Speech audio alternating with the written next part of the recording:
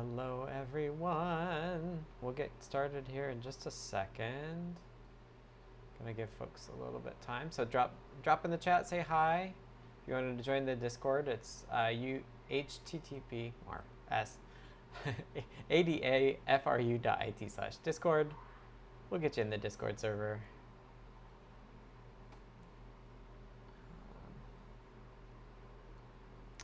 I'm in the wrong channel in my personal Discord.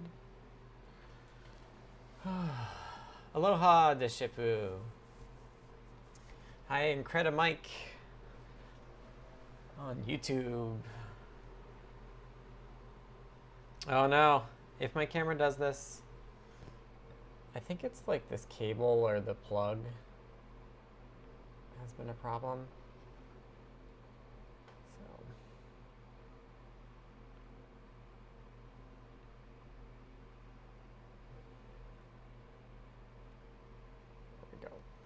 Touch it. Most of the time you'll be looking at my my screen, so it's not that big of a deal. I could actually, I do have some smaller cameras I could use as backup. Hi Beata, hey Mark, hey DCD, and hello Retired Wizard. I gotta figure out why my camera's doing that. It's been doing that pretty frequently. Need to prop up the cable so the signal is better supported. Yeah. Probably should. I should probably like zip tie it to strain relief it, but I think the cables, I don't have a lot of room left on the cable, so that could be part of it too. Hello, a cat. Hey, Timon. All right. Oh, let me pause my playbacks. And then we'll get started here. Looks like we're on Restream. We have a sunny day here in Seattle. We're on YouTube.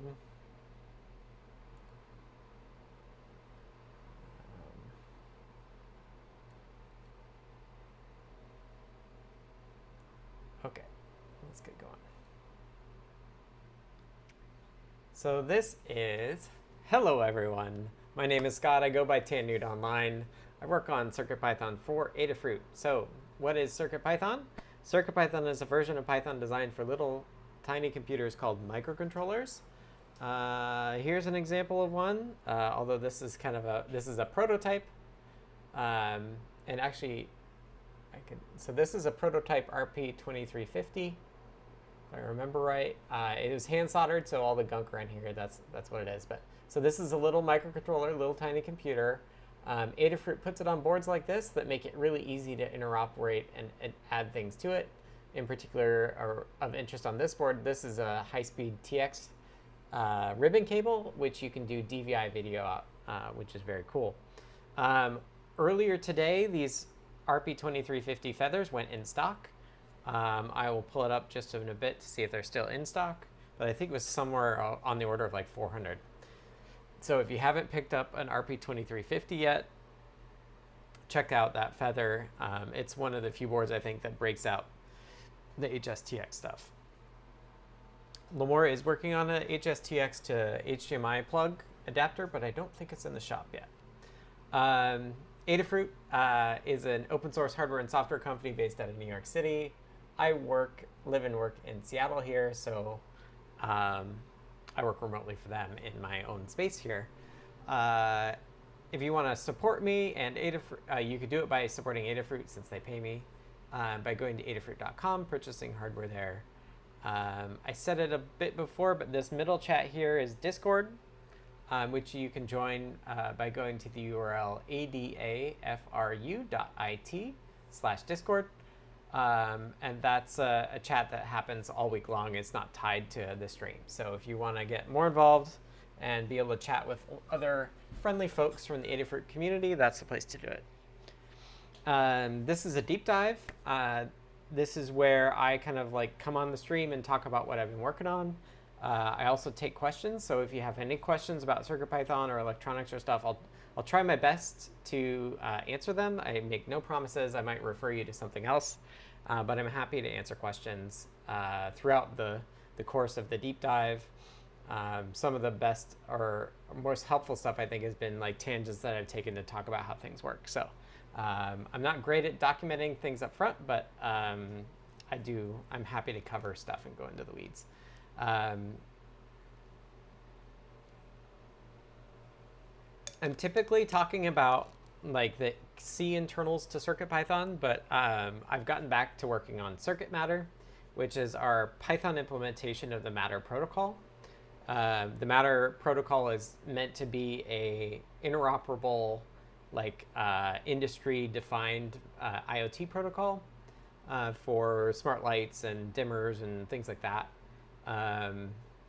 And we decided to go the route of making a Python-only version so that it would be portable across single-board computers in CPython and CircuitPython. There is a reference C implementation, but it's pretty large and unwieldy in my opinion. And in CircuitPython, if we used the C version, we would have to either implement native modules and make that work, or we would have to bake it in all the time for you, and we don't really want to do that either. And the Python code as it is like much more limited in well, one, what it can do, but also its dependencies. It's much simpler. So I'm pretty excited, pretty happy with how it's going. It's not a small project, but been making slow and steady progress, so I'm happy to dive into that more today. Okay, so Hams Labs and Tyeth, hello. Tyeth had a question. You mentioned the IKEA dirigible hub supporting Matter now. Does that mean that their devices require the IKEA hub still, and then CircuitMatter devices would share that hub, or is it that CircuitMatter devices could act as a hub for IKEA devices? So my understanding, and let's go to the desktop and we'll take a look at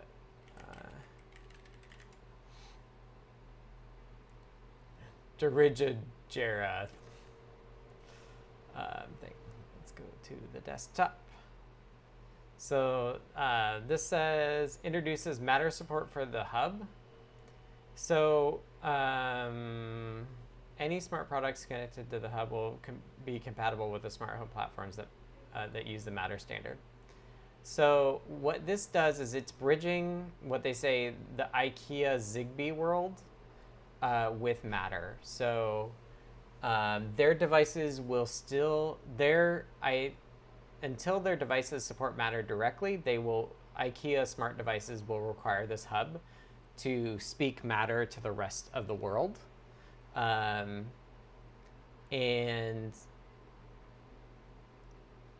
how does that work with CircuitMatter? Well, CircuitMatter is not going to be a hub to start. But I think, and I haven't gotten fully to this point yet, but I think we'll be able to like make, for example, a light switch that in CircuitMatter that would like turn on a light that goes through this system, right? Like, so devices on kind of like the non-Zigbee, on the Matter side of this hub, just talk to the devices as if they were all Matter. And then we should be able to read sensors and stuff that way too. But I'm actually haven't done a lot of that layer yet, that sensor layer. I'm still trying to get kind of provisioned or commissioned onto the network. And there's a lot of complexity around the commissioning process because they actually want, like, one of the goals of Matter was to be secure. And so there's a lot of work around the security of Matter, and in particular onboarding. So for example, like they have all these QR codes when you get a Matter device, and like these QR codes include a passcode that creates a secure channel for the initial onboarding stuff, and like that's like, and then after that it makes sure that the device is actually certified or a test device. So there's like a lot that happens there, and those QR codes are like unique, like the passcode encryption stuff is all unique per device. So like when at the factory they burn like some unique thing into the device and print it out on this QR code. Under the idea that like you can verify the device came from the manufacturer, and then like all the updates are verified and things like that too. Ham's Lab says they're working on face detection using the Raspberry Pi AI kit. That's pretty neat. My current interest in the AI world is the bird song recognition, but I'm getting very much sucked into school funding issues in Seattle and Washington State here. I have a toddler who's going to go to school in a few years and another baby on the way that will go in 5 years. So I'm paying attention a lot to, there's a big debate about school funding right now in Seattle where the school board just proposed closing like a third of the schools, like 20 schools. And so I'm getting more involved in that. And I just discovered that at the state level, the code that they use to determine how much money all the schools get, you know, from the big pot of money at the state level is running, it can only run in Windows 97. I found this PDF where they're like, we really want to update the system. Right now it only runs on Windows 97. I'm just like, head explode. So I'm getting super tempted, or I want to work more on this stuff. I do feel like one of the things I could end up doing throughout my career is actually like chasing after government, like state contracts. Yes, Windows 97, you heard me right. It's insane. And they're like, yeah, we have only a few laptops that can run this code, and when we need changes, we email this one developer. And I'm just like, like, what? Like, can you send this to me so I can like feed it into ChatGPT and get it in Python? Like, yeah. So yes, apparently that's how the allocation for all the money to all the school districts goes. And they know that it's crazy, and they're proposing getting funding to do a search for somebody to replace the system and all that. Taya says, so each hub contacts some registry to check if test device or CSA approved. So I don't think the hubs don't have to contact anything externally, but they have a set of keys, like cryptographic keys that they can use to verify that that like the security chain is right. They have like the root key or something, that sort of thing. I don't think they actually have to call out to a registry. They just have to do like chain of trust stuff. Yeah. I know. Yeah, Timon says both that they want to close so many schools and the fact that infrastructure is that brittle is absurd. It's true. And in Seattle, where like every third person works in tech. Yeah, that's at the state level, but yeah, still. I'm like, can I get the code? And they're like, no, the code's not available. And I'm like, I'm so tempted to go into this world of like doing government contracts where I'm like, I'm going to do this system and I'm going to do it on GitHub and do deep dives, right? Like, and do all this like open stuff. It's just like crazy to me that like all the software that runs our government is not open. Anyway, I'm trying not to get too sucked into that. Freedom. Yeah, I thought about it. DCD says FOI action. Yeah, Freedom of Information Acts. I have done public disclosure requests from the state before around some of the broadband stuff I was interested in a few years ago, but I'm not like quite ready. It takes a long time too. So I don't know. Just try not to get too sucked into it. Yeah, super low hanging fruit. Like they want to move to like a low code system is what they're saying. I'm just like, it's probably like a Fortran program or something. Which is why I'm like, can you tell me more about why you're stuck on Windows 97? Anyway, yeah, we fax prescriptions and stuff too. Okay, so the other thing I forgot to say in terms of the intro is I'm not, deep dives are usually about 2 hours long, but I have a thing at 4, so I'm going to leave a little early. So it's going to be more like an hour and a half today.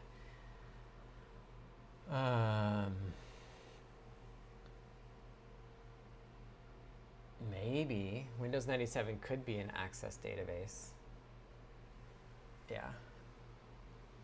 I can follow up later if you want to see more, but they didn't go into super detail about like how it was currently implemented. They just said that they have a professional developer that is the only person that can actually do all the changes. I don't know who that is or what they're doing, but yeah, and like if I actually wanted to do it for the state, I would have to like bid for the project and stuff like that. So yeah. Okay, so Matter. I've been re-implementing it. IncrediMike says it's probably built in an old version of FileMaker. Yeah, who knows? Like yeah. If folks want to know more, DM me on Discord and I'll get back to you maybe this weekend with some of the links that I found. It's all through the Office of the Superintendent of Public Instruction, OSPI in Washington State, if you want to look there. Okay, so Matter is this protocol for IoT stuff. I'm re-implementing it in Python. I was working on it last week as well, so this shouldn't be too out of the like deep dive folks should be familiar with this. And I have the same setup that I did last week. This is all the print debugging from my Matter client that I'm working on in Python. And then this is the kind of central commissioner. Christopher Netherton says it's most likely Visual Basic. Maybe. I feel like Visual Basic might be more portable away from Windows 97. I don't honestly know like what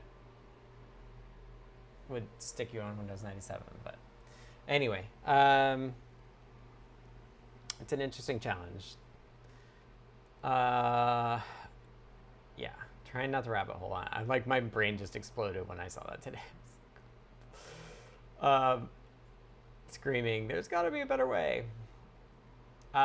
Okay, so where am I at right now? This is debugging stuff, so from the host. And what's happening is that it's failing to read some of the data that I think something written in native Windows APIs and UIs and such. Yeah, that would make sense.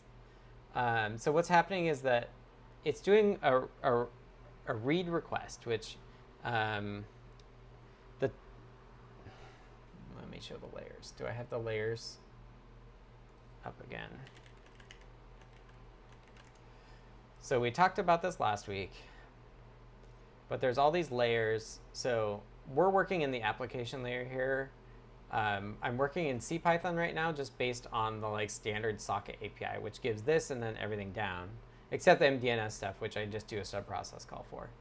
But so we're currently working in I'm working in these two layers, the interaction model and the data model. So the data model is this idea that you have clusters, and a cluster can have attributes and commands that you can run on the cluster. And so what I'm trying to do is I'm trying to bridge, I'm going to have objects that represent a cluster, and if you want to set an attribute or implement an attribute or implement a command, you subclass it, and then you override the commands and the attributes that you want to implement. So what you'll do is say, I'm going to make an RGB light, I subclass the RGB light cluster, and then you fill in the things that you want to change. So the cluster stuff is all the data model, and then the interaction model is the thing that like reads and writes attributes and calls commands, is what the interaction model's job is. So this is where I am right now. So once you establish this passcode encrypted session, the next thing you get is a read request at the interaction model layer to read some attributes on some clusters. And so what's happening is that I'm not correctly encoding it back, which is why it's saying, hey, I failed, like these things I tried to read, I was unable to read. What's interesting here is actually, and sorry, there's a lot of print debugging because my TLV encoding is wrong. But what was interesting, yeah, so it's getting this invalid tag thing where it got an anonymous tag when it was expecting a concrete tag or something.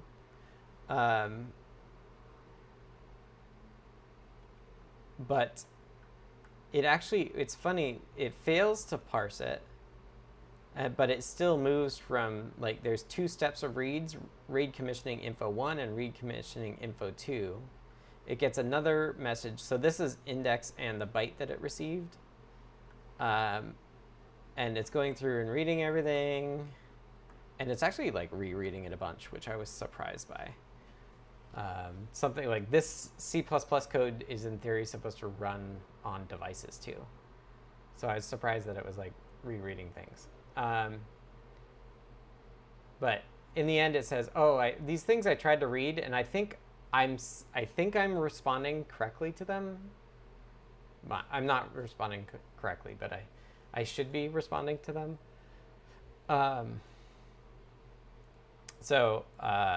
Yeah, so this is the problem, is that it's not able to read the things that it's trying to read.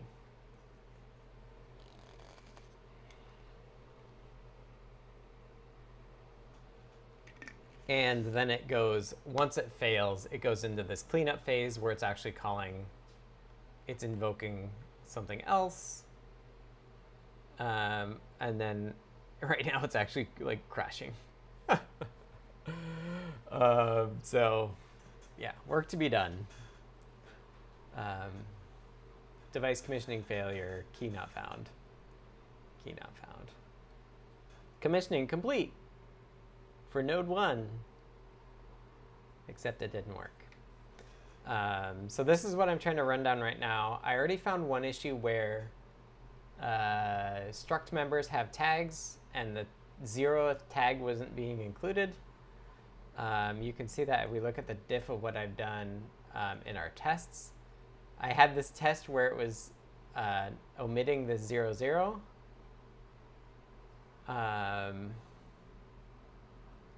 So this side is the commissioner. So this is like, this is a tool.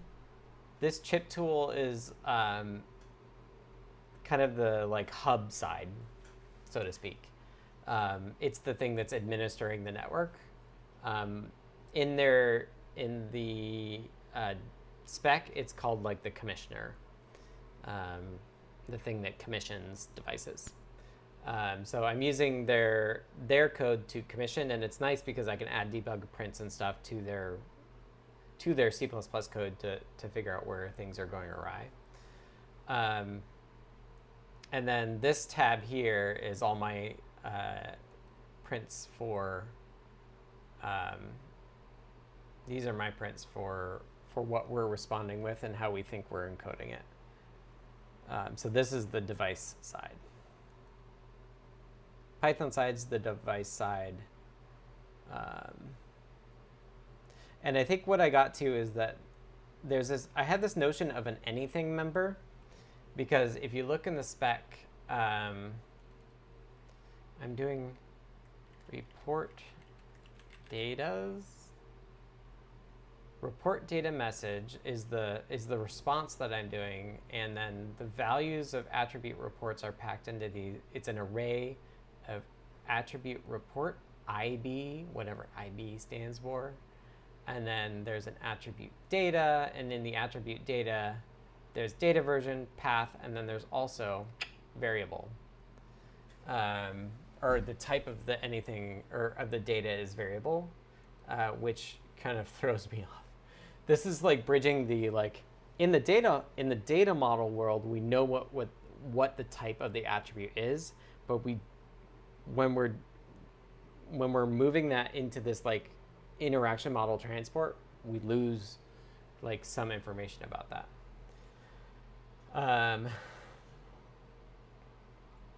Yeah, because like when you want to read an attribute or call a command, you have this like endpoint cluster attribute or command mapping that you can search to figure out what they're looking for.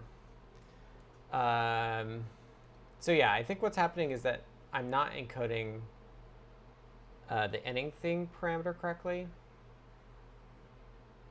Yeah, I was really happy I did this. I did this pretty early on when I started the CircuitMatter stuff. Is at the very start, I was using my Apple Home HomeKit thing, and then I hit some bug where I was like unclear what was happening.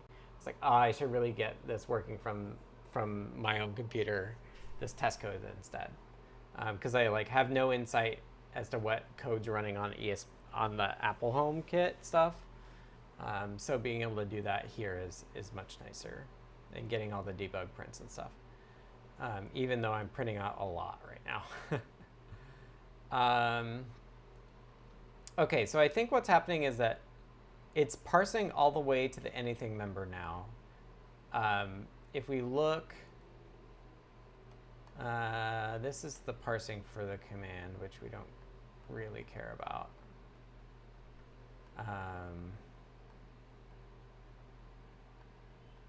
But if we, so here's a shorter message. This is index, so it's 69 bytes long. And we can see that it ends with this 2929. And if we look here, sorry, I wish it was color-coded. I don't know, maybe it should be. But it says this verify element anonymous tag is saying that there's a failure. So we're getting a failure out of this, and it's after reading this 9 that it's saying like, hey, I wasn't expecting an anonymous tag, but I got one, and therefore it fails. And this 9 turns out that it's coming from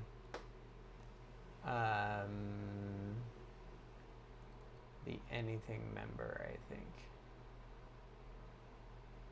Yeah, so I have the ability to print out what I'm encoding. So here's the attribute report IB. So the status, including the path, it was for, I don't know why it has the path here and the path here. Data version 0, path here, and then the data is 09. But because it's an anything thing, the data I expect it to be is actually 2 bytes, where the first byte tells you what type of data it is, and the second, and then it's supposed to be like pre-encoded, and it's just not being pre-encoded correctly. So I think it should just be a value. Is there a way to merge the 2 streams to match up the 2 9s? Actually, yes. You want to see both on the same screen? I could split it. I don't know how to.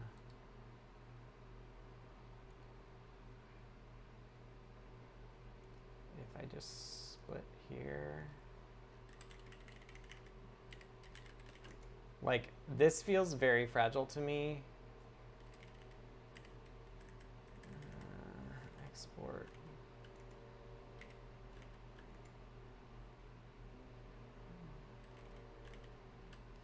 Okay, so let's see if I can try to get a side-by-side run of this. So I'm going to turn it on. So I was actually running with the recorded data, but let's see if I can do this here. So it goes pretty fast. So I have the Control C it now. So if we go back up here, I have a lot of debugging stuff, but oh yeah, this is kind of harder to see because it's wrapped. Yeah, well, we have some unit tests, but one, they don't cover the anything member stuff, and 2, like I had encoded, like for the other error I showed where the tag was missing, like I just made it match. Which is the danger of test writing. Anyway, the thing I want to dig into is this anything member encoding, which it's actually relying on the descriptor. So the descriptor is actually in the data model world. I guess it's using, yeah, it has a notion of attributes. And attributes can do encode number, ID, encode number takes a type,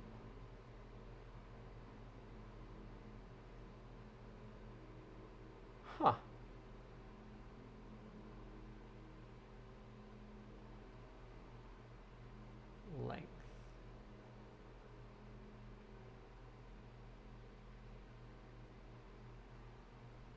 So it should be returning 2.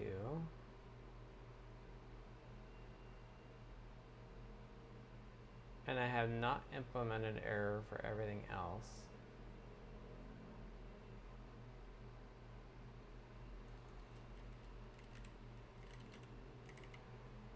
Let's see. It looks correct. But I also have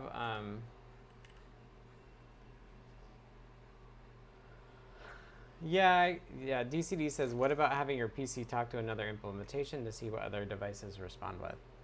I don't think I'm completely out of options yet. I could do that. That's not a bad idea, but I had some idea of like this byte is wrong, right? Like the 9 is not correct.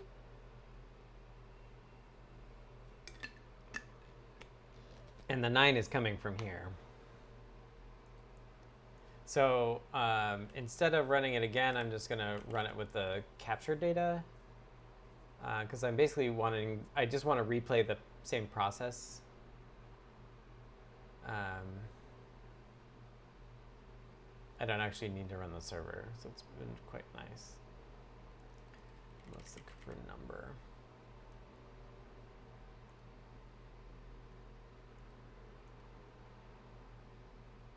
Encoded number 04N 0400 05. So that looks right. And in our attribute data, it's correct.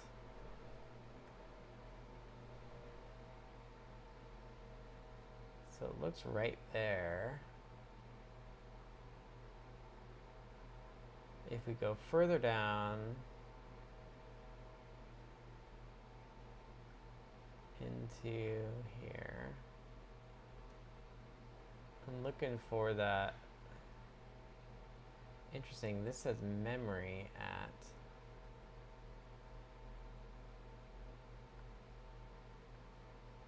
That is suspect to me.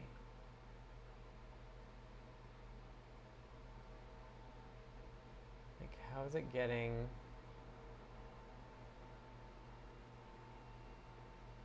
Where are we?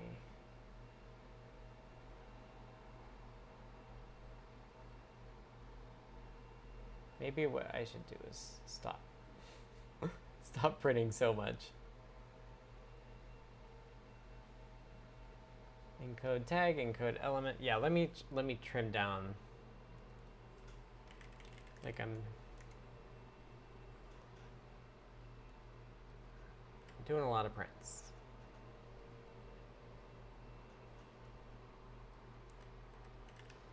Let's slim it down.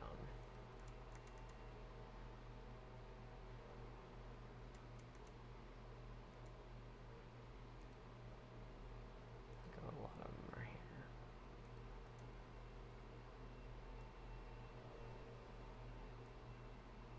Okay, fixed this.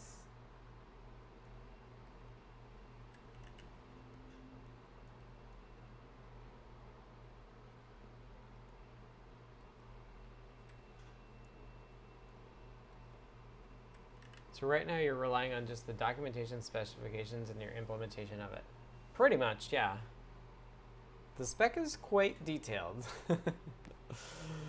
It's quite detailed. Like, literally there's like sentences like, you do this and then this and then this and then this. So it's like,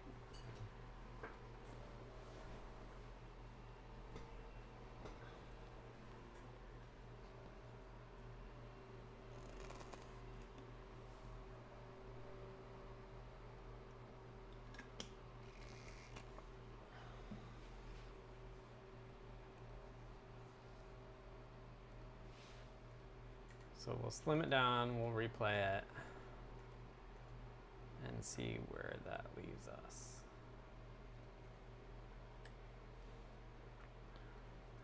It's possible that we're like trimming it wrong.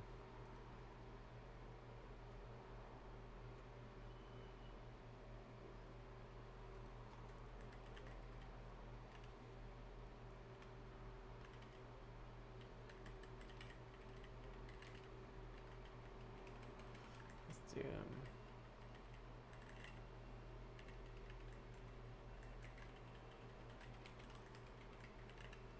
Since others have implemented the spec, one should be able to trust the spec, hopefully. Yeah, and I actually found a Discord server for like the folks that did the JavaScript implementation.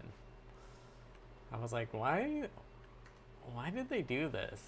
There was this weird thing where they have lists and they have structs and they have arrays. Arrays are a like, I want to say a list. They're a list of things where the position in the array matters, but you can't have a tag. Whereas a list, you can have, not only does the position in the list matter, but also you can have a tag too. And then in practice, they use it like a struct, which is like you pay attention to the tags only. It's like definitely got the smell of like something you did long ago and you should have gotten rid of it, but you didn't, and it's too late. So here's our 9. Oh, this is cluster 48. I wonder where that's coming from. We get a read request. We received a read request. Oh, it's a Boolean attribute object.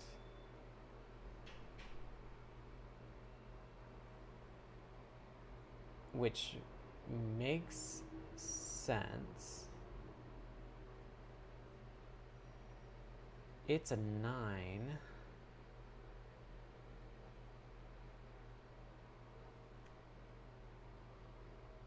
And it's encoded as 2902. You know what? I wonder if it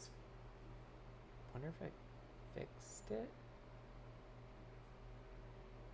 Did I try that? I thought maybe I just fixed this, but let's look more carefully at this. So I thought I had fixed an issue where we weren't trimming off the start. Oh, I should say one thing I didn't have working last week was the host side parsing my like decrypting my thing correctly. I figured out why that was, and so now it is able to decrypt it. It's just not parsing it correctly. Oh, look at this. It worked there. And did we actually get the error? No, we had reader success.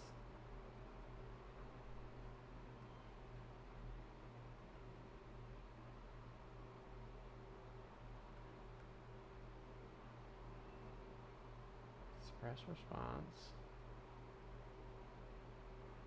Subscription ID.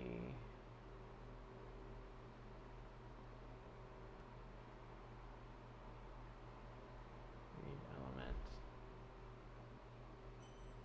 So it didn't find the key still, but it does look like it was actually successfully parsed.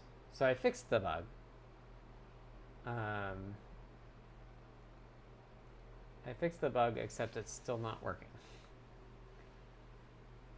So it was accidentally, it was 29 and then 9, and that was the problem. But now the encoding is working correctly.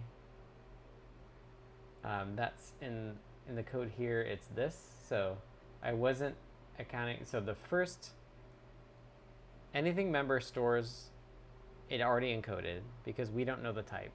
But then we encode the first thing in the byte array is the element type, and then after that is the value. And we have to then trim it off here. So ideally it's a memory view. Otherwise it's a big copy. So actually let's do memory view. Let's ensure memory view is used. So memory view, it causes an object allocation, but it shares the underlying buffer. So you're doing a small allocation, you're not doing a large one. And I don't know if bytes does that too, because bytes are immutable. Maybe the slice is sharing memory, I'm not sure.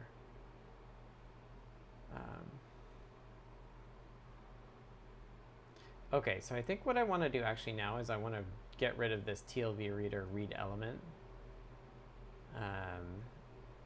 print, because it's like overwhelming me a little bit. And yeah, I love print debugging. I'm going to leave those errors in there, but the like M control byte thing, I bet I added it.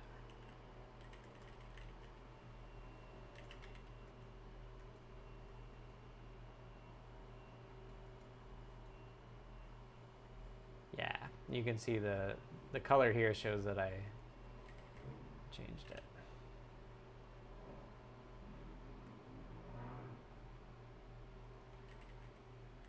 So I'm just gonna, that's my own logging. So now this is horrible, but the only way I've figured out how to compile it is by running this bash install script. Oh, I hate this. So it has to set up a Python environment. And then it runs, and maybe this is what I should do, is if I go to that directory, I bet I could run it. But it may not work because I'm in the wrong Python environment. I could try to just switch to that and see if that works. Copy.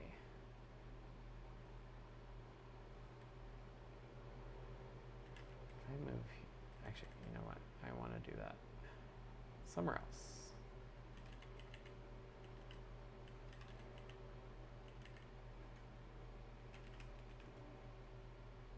Oh, it just like rebuilt everything. And it failed. So yeah, this is my beef with, like, there's so much complexity here. It's kind of ridiculous.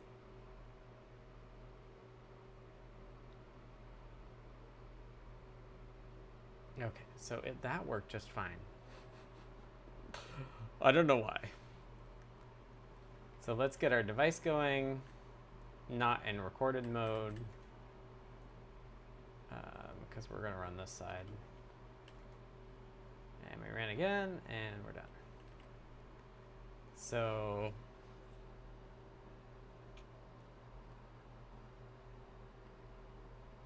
failed to parse. Parse commissioning info.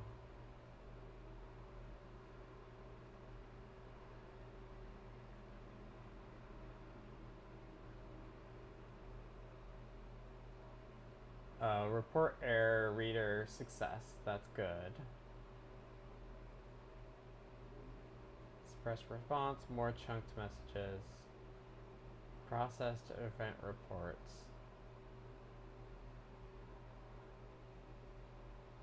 I thought I had another print after that. What file was that in?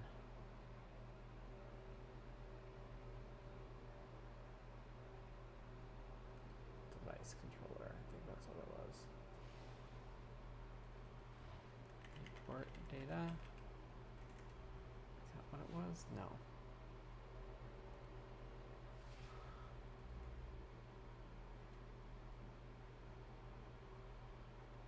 I forget.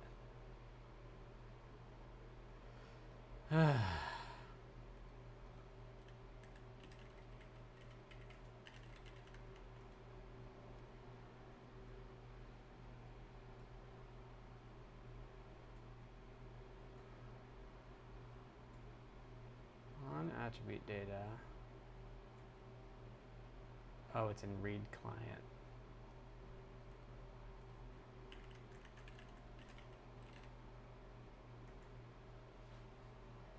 So this pretty print is happening, but it doesn't look like it's working. More chunked messages, processed event reports.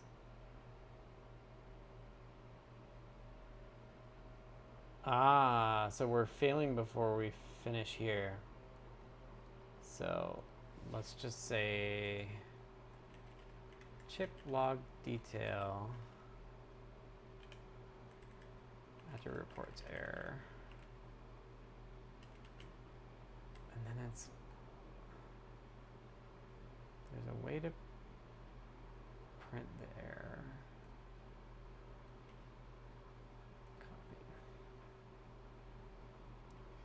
It astounds me. I mean, I'm somebody who does a lot of print debugging, obviously, but like, I've found it so hard to print debug in C++, the way that they've done it, and I don't understand why.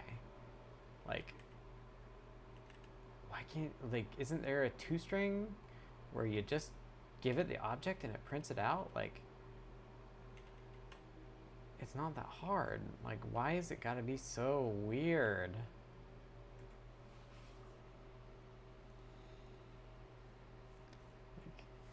You got to use this custom formatting macro thing, and then you still have, oh yeah, you still have to call, so this is going to fail. Yeah, because you don't give it error, you give it error.format. Like, what? Why?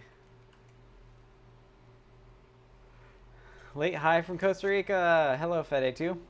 Welcome, welcome. We got about 45 minutes left because I'm going to be done a little early. Got a daycare thing at 4.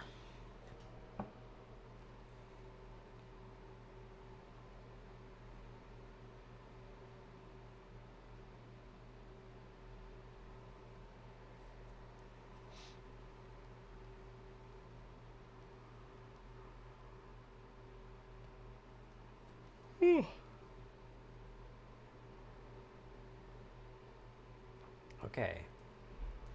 It built, and the yawns have started. So we'll run the device, try to pair to it, and it crashed again.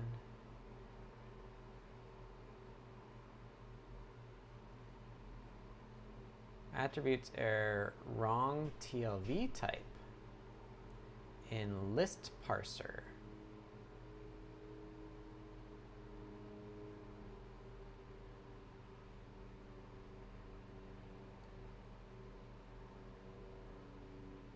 Okay. I'm not surprised. Let's take a look at what we're encoding here. Our attributes are encoded as, so 18 is the close.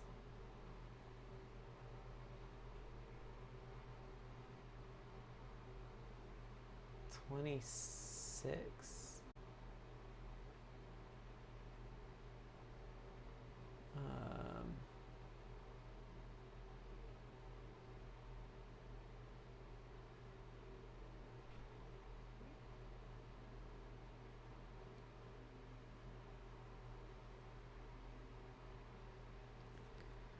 List parser, wrong TLV type.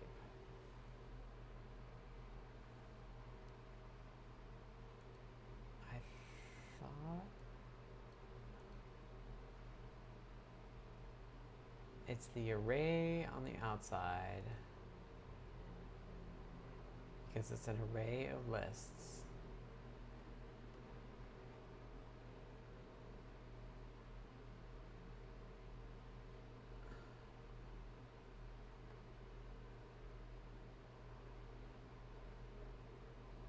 Array member, element type list, end of container.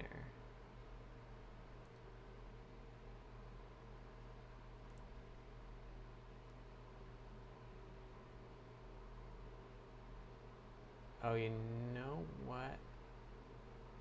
Is element type the lowest bits? I think it is. Because I know structure is 15. List.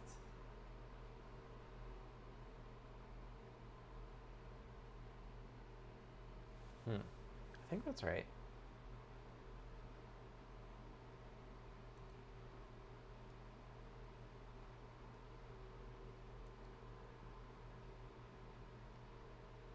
Let's just dig down from where we are.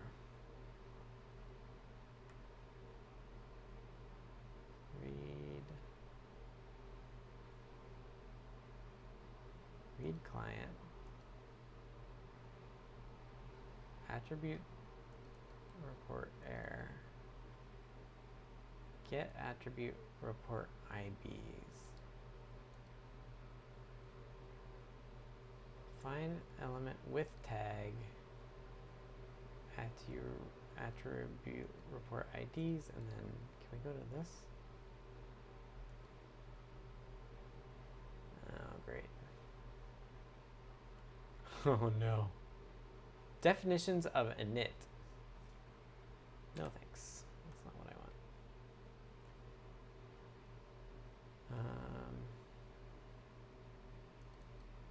AP.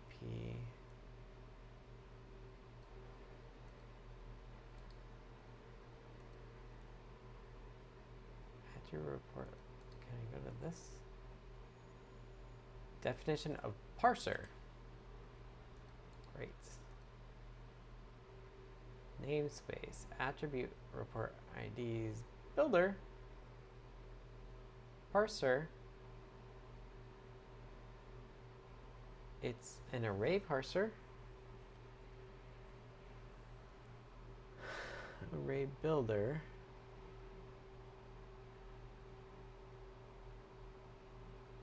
It's a list.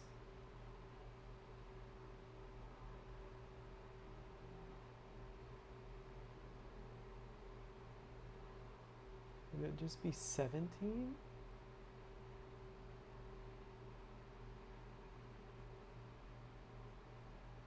$15 is an anonymous tag. 2. Oh, it must be 16.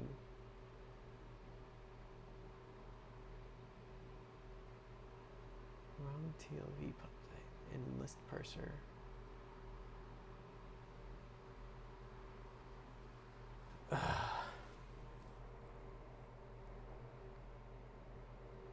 If I add those prints back, does it work?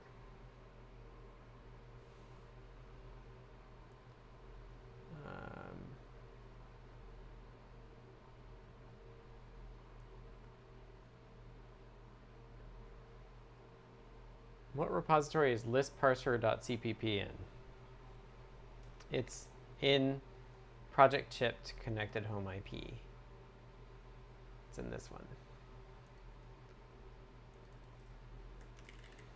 It's a submodule of ESP-Matter. Because they just, the Espresso people just, yeah. So we're just like, we could just add a print here. The value there could give us a clue.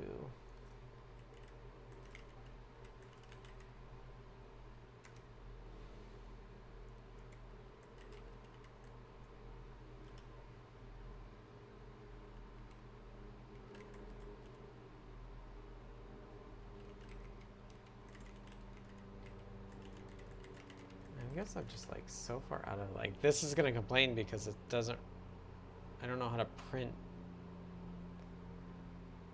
that.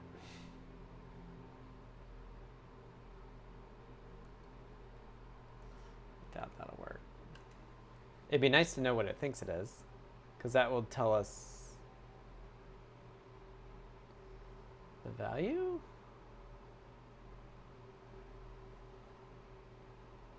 It's not gonna work though. Oh, it linked. Maybe it will. Too bad I did it as a D instead of an X. Let's see what it says. Actually, maybe we just do it as an X. Because I'm printing it in hex.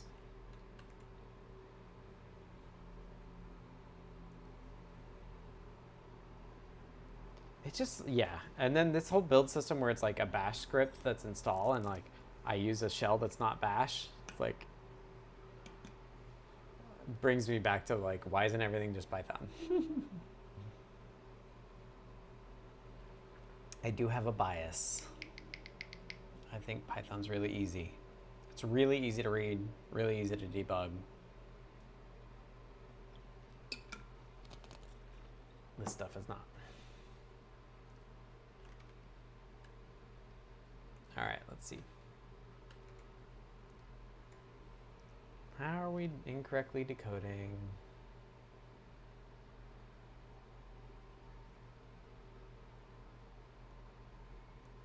Okay, so it got a 15 when it should have gotten a 16.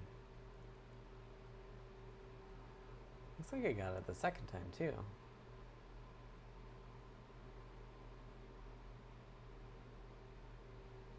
Are these marked as lists? What is it expecting? So much bash where you do not expect it. I too grumble. Yeah. My other favorite thing is, well, on the build system rant, it's just like every time a build system's wrapped in Python, happens all the time. Like, expressive stuff is idf.py, and then it calls their build system. It's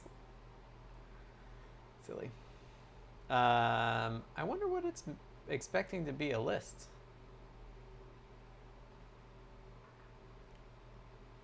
Something's a list that's not a list.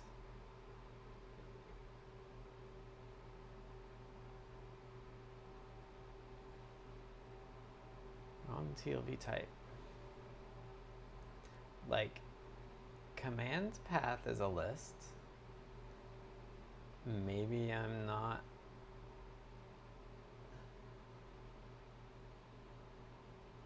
It should be 16, I think. If I had to guess.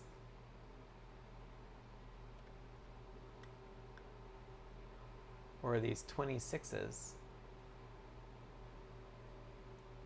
26.2, 26.1, and then 4 values.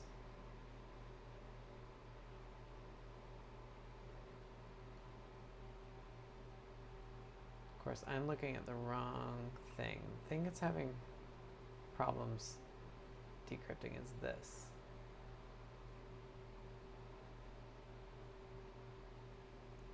(26.4), 26.3. 18 is the end of the container. Ah, there's a 25.2.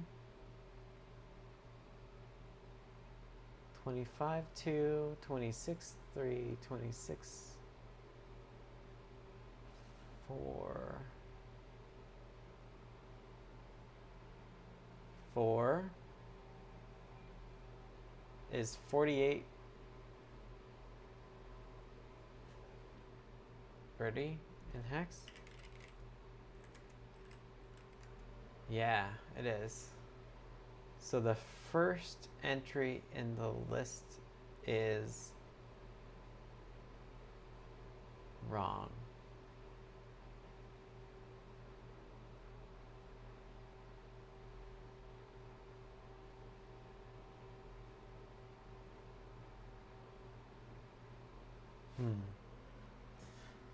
26. 26 is the number.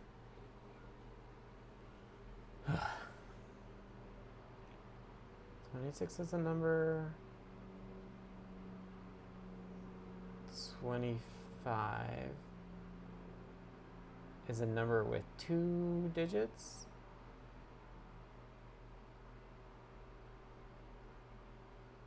That makes sense to me.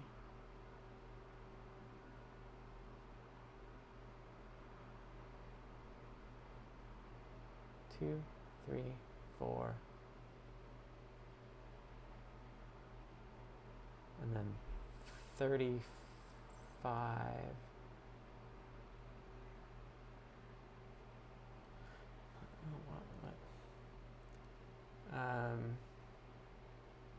I don't think I have any unit tests for this.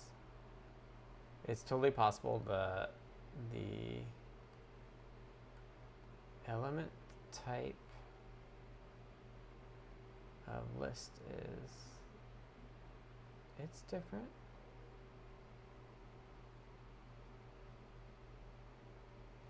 It's 4 higher. Copy.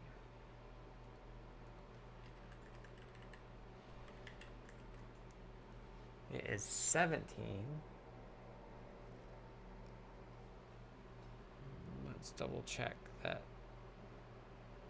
attribute path.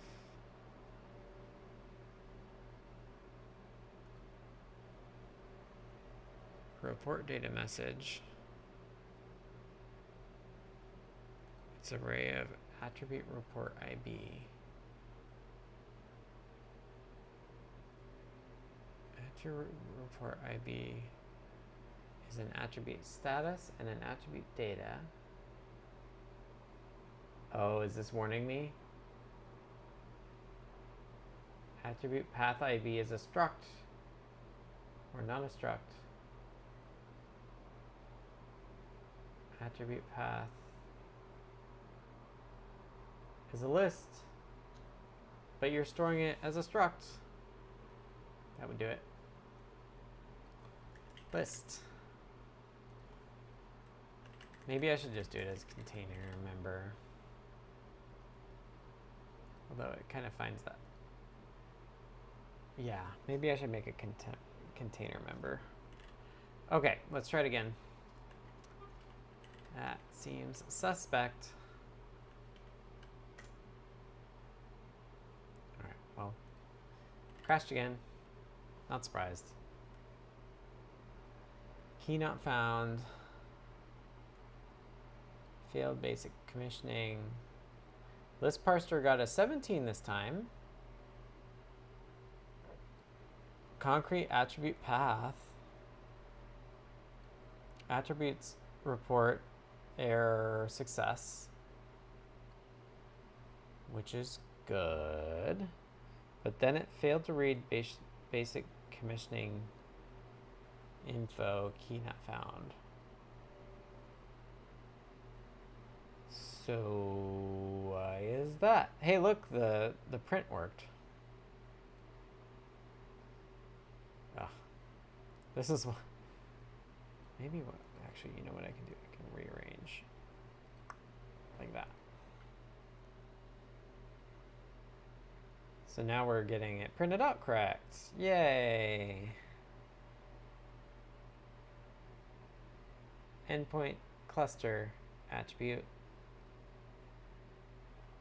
Success. That's probably why it's printing a bunch.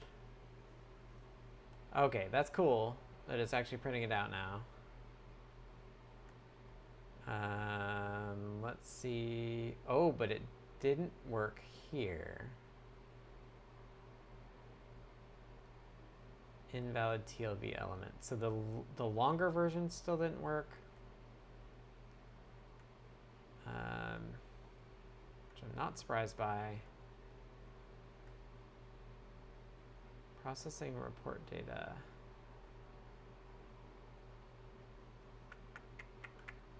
So this one I think does have, so the short one worked.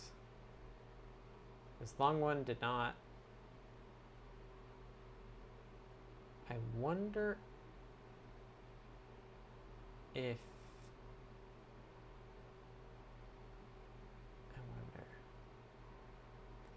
memory view, maybe that's not being encoded right.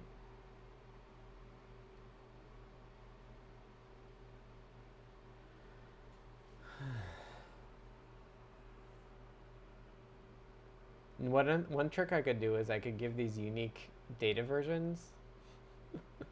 The data versions would help me find in the encoding where everything is. It's probably not a bad idea.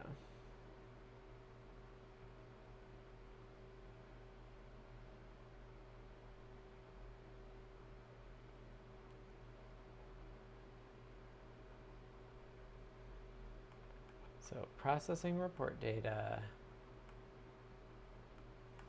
It doesn't look like we're getting any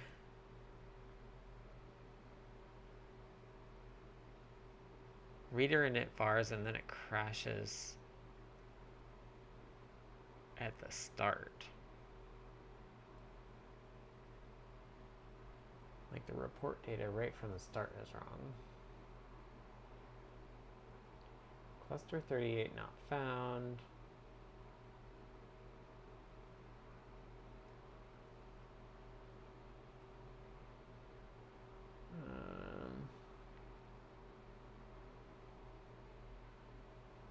Invalid TLV element.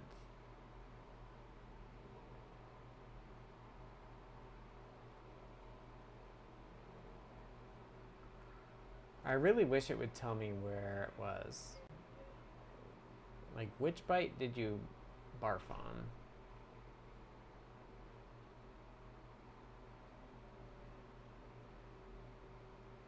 Actually, I wonder if I could move this print. This print happens before the parsing, but I wonder if we could put it lower down so that we could actually see like how far it gets. Like TLV reader. Right, we got 20 more minutes or so. Welcome to the debugging weeds. Read data. Ensure data. Let's see. Our error is coming from TLV reader 780.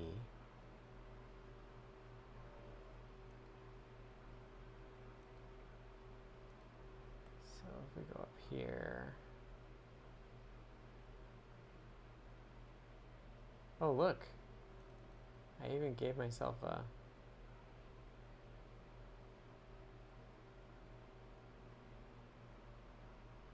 extract the element type.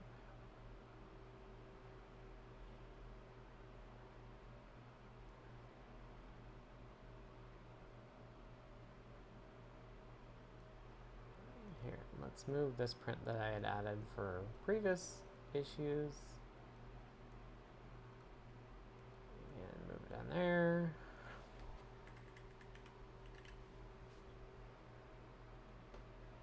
And read point.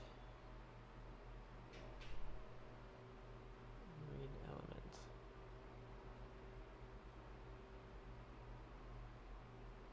Okay, so this will tell us what it is.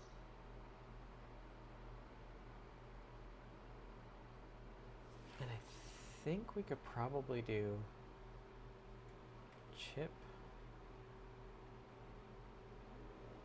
log memory buffer. Beware of the hallucinations.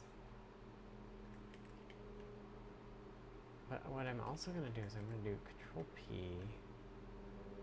and do M read point, because I think it's a pointer. It'd be nice for it to help you sync up to the elements that were valid. Yeah, I mean, it's my own message. So I have no one to blame but myself. This is getting a little annoying. I also added this print. Do I have... I don't have it open yet. So let me open another repository. Home. Repos. I'm just opening the ESPMatter.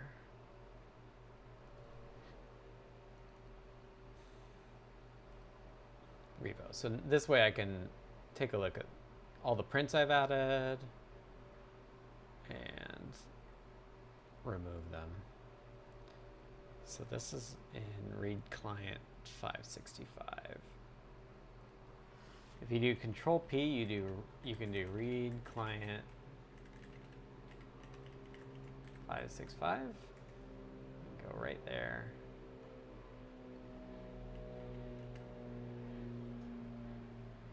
Okay, so now we're gonna turn off the print and add a print.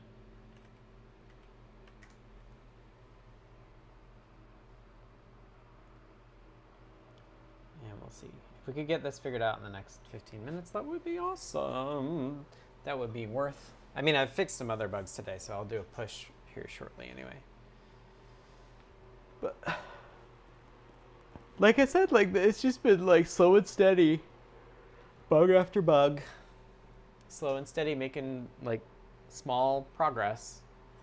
Like I've got the like dispatching for commands working now, which is cool. I'm just finding more TLV encoding issues.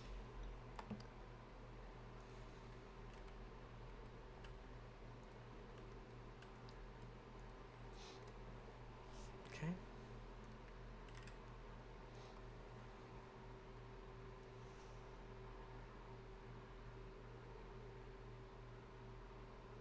Chip error, end of TLV. So the response it didn't like either.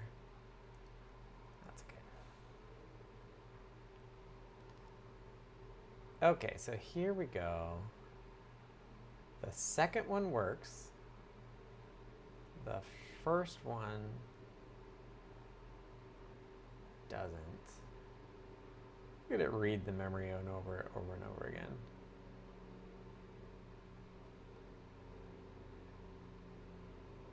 So this is, it has to read it to do the print. It's probably maybe because it doesn't do a copy then. That's probably what they're optimizing for, is not doing the copy. Hey, control by FF. That seems bad. I wonder where it's coming from. Looks like it got through most of the buffer. It's just right at the end where it got an FF. 1825 FF. So if we look at here, so close. Wait, no, that's the wrong one. We want the long one here. There's an FF here. Like it got pretty far. 25 to 00 FF 18. These ones aren't prefixed by a 25. So where do we think the FF is coming from? M controlled by 18. 25 to 18 is a end of something. The second tag to 00 F1 FF. Are we 00 F1 FF? Hey, here's an FF. When we're doing 50 F1 FF. I wonder if that's doing a padding by for alignment. I think struct might do that.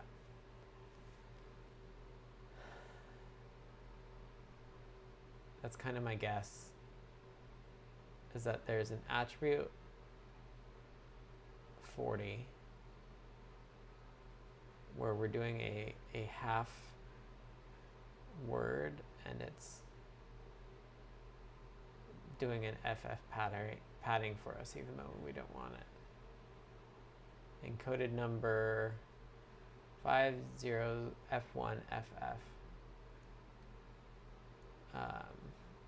That would be my guess. That would be my guess.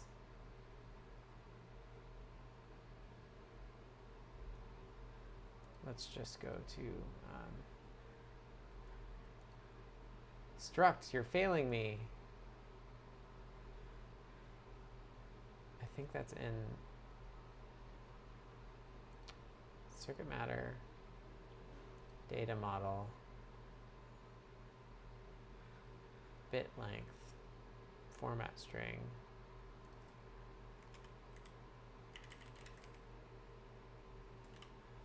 I don't think that's valid. I think it's the struct packing that's doing the padding.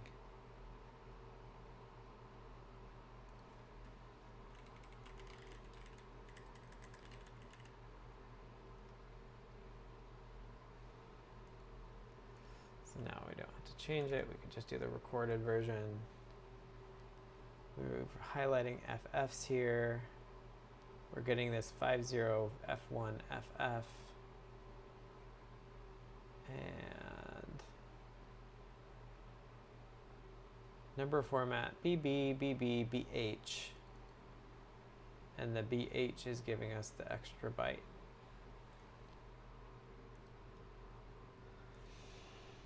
Python struct pack.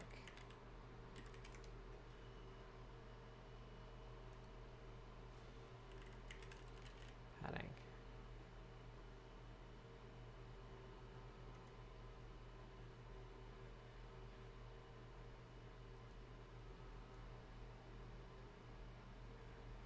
Padding is only automatically added between successive struct members. No padding is added at the beginning or the end of the encoded struct. No padding is added when using non-native size and alignment. Ah. So if I do little endian, if I go to all these B's, oh, there's more B's than I want. So I omitted, I bet that's what it is. I'm usually good about it, and I wasn't. So it thinks it's doing native encoding.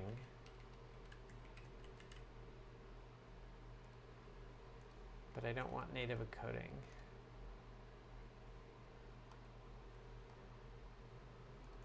Let's look for BH.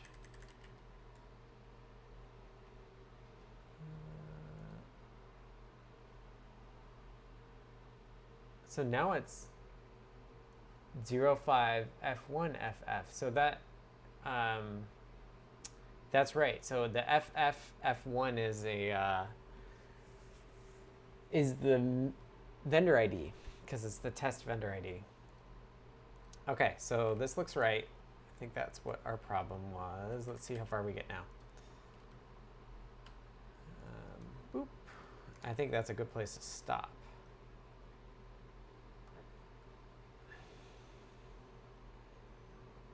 Nope.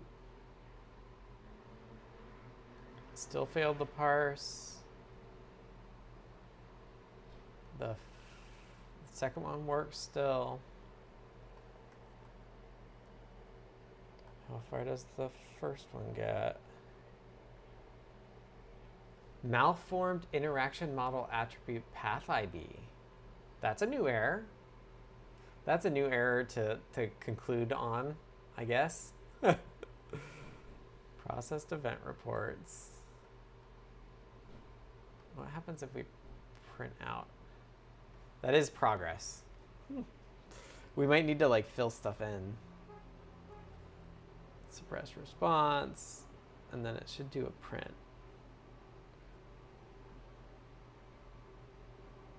Cluster attribute data. Okay, cool.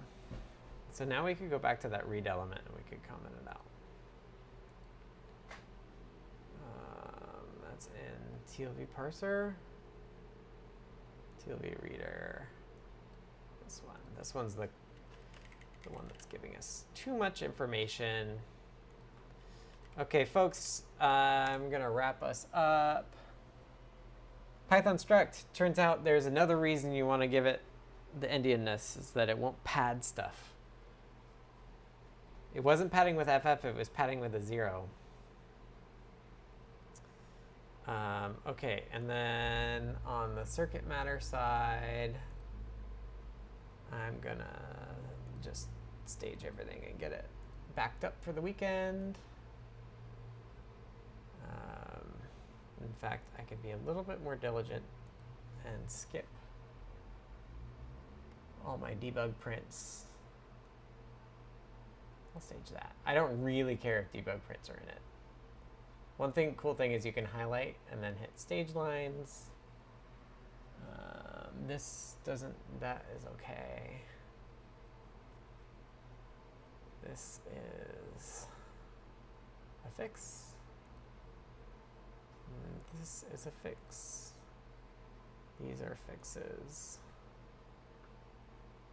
These are fixes. That's a fix.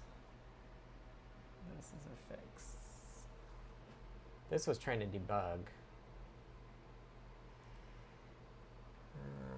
Stage, stage, stage, stage, stage. Okay.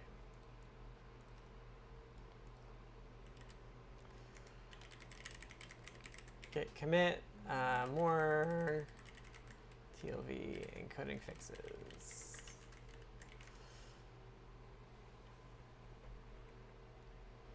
Local variable start is assigned but never used. Yeah. Can you tell I have to use the potty too? TLV pie. I'm finally hydrated. Did you see what line it was? Line 674.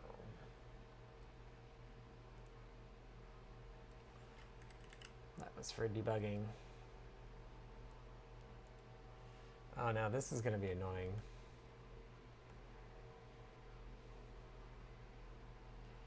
This it wants. Like, what formatting stuff does it want? Okay.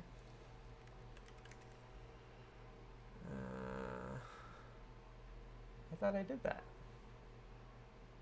Did I not save it? 674, or did I accidentally? Do I need to stage that change? 676. Ah, yes, stage. All right, that's it for this week's deep dive. Thank you to everybody. Thanks in advance to DCD, who probably took timecodes. Thanks for hanging out. I'll be here next week. You want to support me, go to adafruit.com, purchase hardware there. You want to join the Discord, the chat above me, it's adafru.it/discord. And I will push this to Adafruit main.